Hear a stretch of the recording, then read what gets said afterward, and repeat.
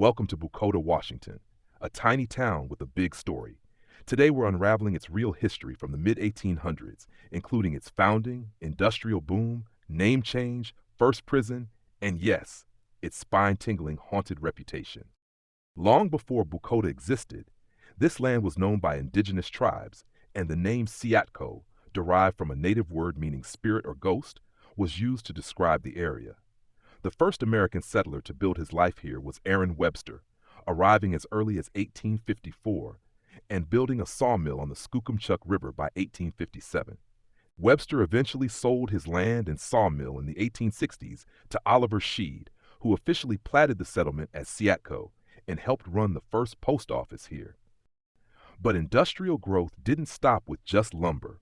In 1872, the Northern Pacific Railroad laid track through Siatko, making it an important stop on the Pacific Northwest Rail line.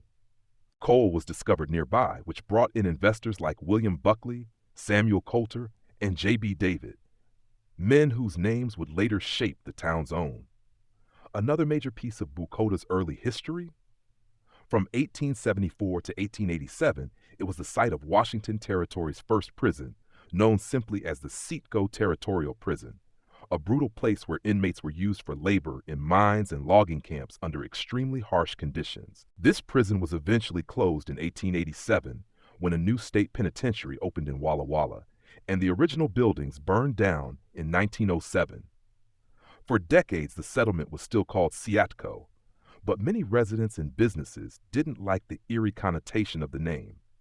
In the 1880s, the railroad and local leaders decided to rename the town. They took the first two letters of the surnames of three influential figures, Buckley, Coulter, and David, to create a new name, Bucoda. Local newspapers show that by 1887, the railroad station was already being called Bucoda, and by 1888, the post office took the same name. The name was later made official by the Washington State Legislature in 1889.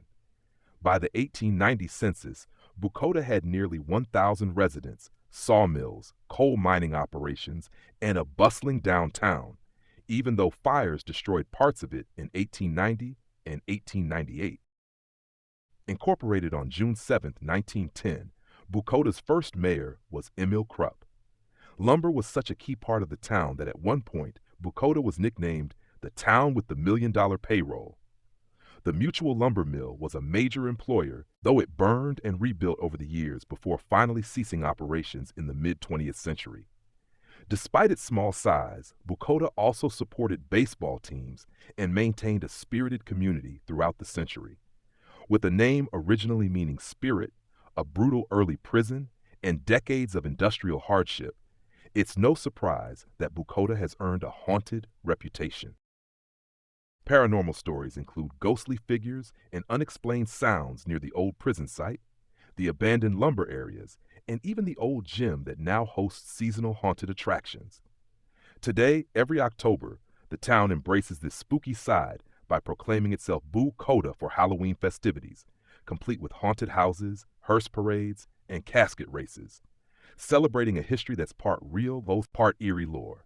So whether you're into Old West Railroad towns, forgotten prisons, or haunted history, Bucoda, Washington is a tiny town with a huge story.